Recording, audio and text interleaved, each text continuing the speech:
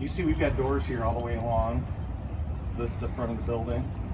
When people want to get in the building, they have to come here and there's closed circuit. But once those people are buzzed in and no one comes and says they have illegitimate business. That's what you have to understand.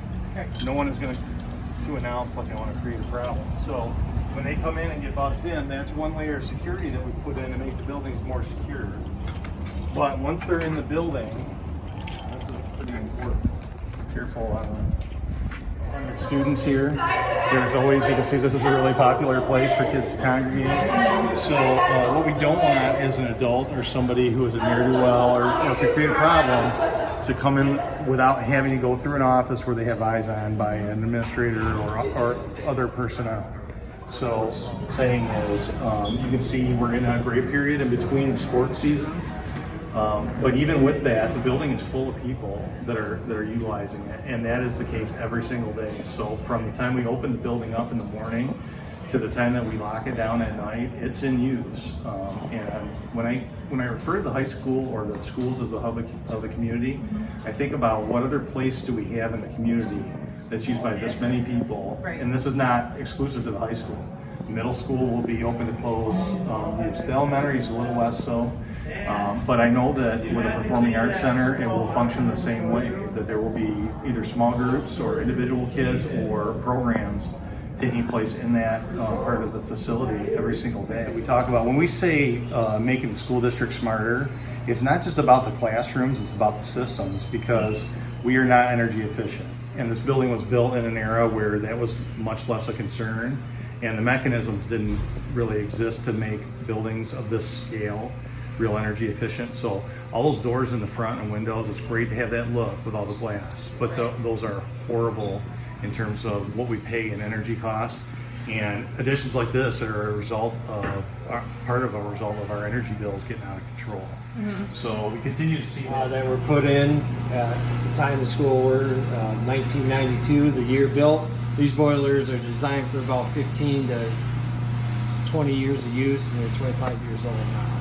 So we get them inspected regularly, we maintain them, and they've lasted, but there's way more efficient boilers and heating systems than what these provide. Yeah, so we don't have integrated systems, so they don't talk well to each other, and when they're 27 years old, we are basically superimposing computer software programs on top of an old system, which creates problems in terms of the use. In today's day and age, to make the building optimally safe for everybody that's in here, we need something that's got a workable web-based and computer system that Dan can control remotely. We have a situation like that. We know time is of the essence, so all the research says that these events last from 3 to 8 minutes. And if you can put time in front of any person that's a bad actor that means to do bad things, that means that there's a higher rate of survivability, that people are safer, all those things. So that you want to put time in front of someone, or you want to put obstacles in front of someone. So communicating quickly is really critical. And we have antiquated systems. So they were great for 1992. They're not so great for 2019 or 2020. Really, if you think about 1992, schools weren't dealing with the type of issues that we're dealing with now. They didn't typically exist.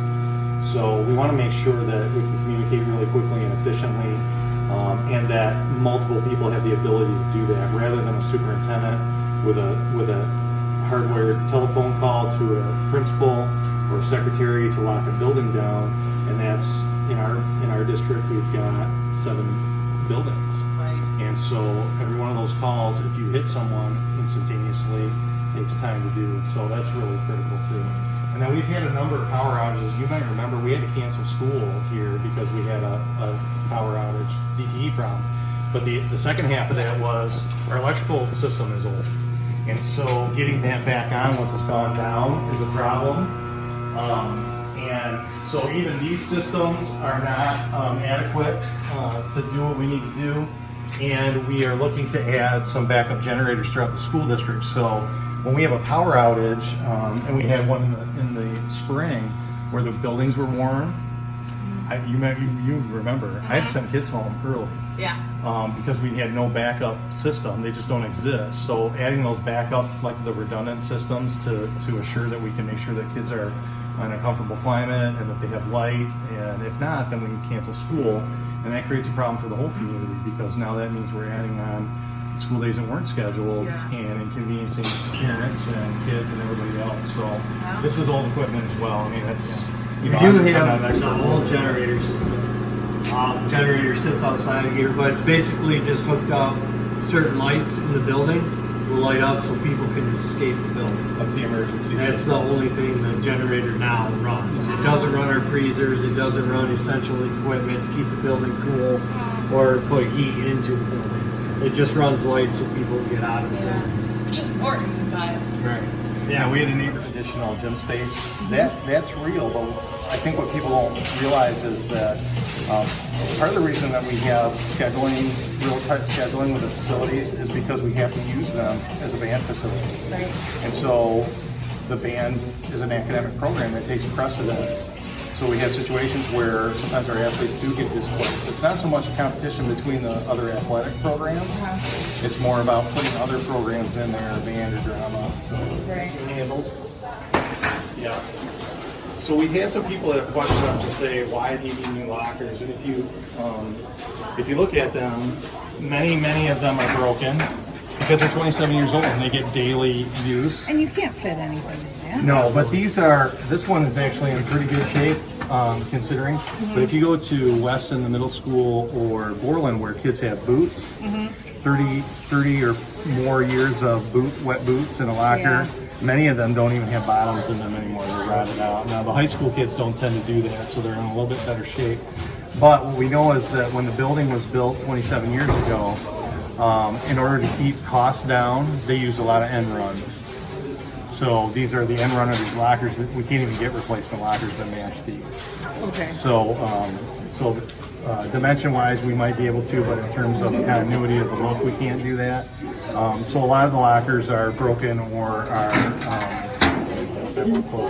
are rotted out, especially in the other buildings. So that's a problem. We also just have the look and the wear. It's just worn, and our kids take care of the building. I don't want to lead you to believe that they don't. Right. So stains and spills are going to happen, but you can see there's actually, if you look closely, there's actual wear patterns close to the lockers in most hallways. Well, like even if like you Original unit. The light's not really on in here, but if you step around the corner, the original frequency drive for this unit is right here around the corner. Get you the light. You see it's the size of a refrigerator. And the most recent drive is that on the wall. So you can see the difference. Usually, these two down here are ADT security servers. And you can see they're kind of outdated because this is the most recent server we put in. And that was about, we do servers 7 years ago. So you can imagine they're a lot smaller than that now. They're more efficient and they run better. Yeah. Yeah, these take forever to fire up. Once they go down and turn back on, it takes them forever. Well, and the thing is that these kids, they live in an era that we didn't live in, and we're preparing them not even for the era that we know to be true now. We have to project what is it going to be 15 or 20 years down the road Right. in terms of the exposure they're going to have to technology. And you need a backbone that can run current technology. So it's great that kids can access the internet and they can use a Chromebook, but is that really going to be the reality of their workplace? Because I can tell you 20 years ago, when I taught, when I was a starting administrator, I didn't have a computer. I had a telephone, Wow. and I had, you know, Yeah. so the world was different. And I think about the drastic changes in just my job in the 20 years I've been in. What we're trying to do is create a bond that will prep kids who are leaving 20 years from now to enter a workforce and have everything at their fingertips that they need to be competitive for jobs. And you can't withhold technology from them, because that will be the reality of their world. Really small. These will be obsolete in 5 to 7 years, probably closer to 5. So that's like the tower? Yes, that's this is all the thing. entire thing other than the monitor. Crazy. I haven't seen that. So one of the things that this bond would provide is a technology refresher. So it's structured in a way that the bonds come in series, and that saves the taxpayers a lot of money because you don't have to borrow on those bonds up front and then pay that interest. So it comes in series, and the reason it's set up to do that is to save the taxpayers money, but also over the life of the bond, refresh things like technology that will come out dated. So we would have planned for that, so we won't need to come back to the community in 5 years and say all the computers are out of date, we need new computers. The bond would handle that. Same thing with buses.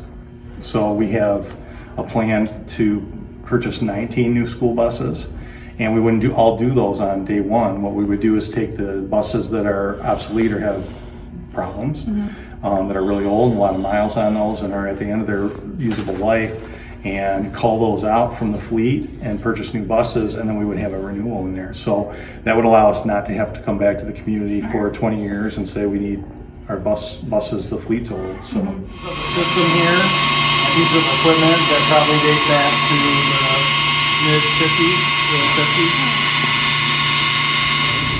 with hammers and tools, and they will wait for all the kids to be safely released, and they'll come in right at the end of the school day, at the end of the school year, and they'll start doing their tear down, and yeah, so it'll be coordinated, but the scale of the work is really big, so it wouldn't be, if the bond passes, there won't be a performing arts center tomorrow. Right. Like that will have to be scaled out, and our priority would be safety issues first. Safety issues, and then instructional items would be the first two, and then we'd start doing it. Carpet? Yeah. It's dry rotted at the bottom because the panels leak. And you can see You can get. Oh, yeah. my glass panel is slid down.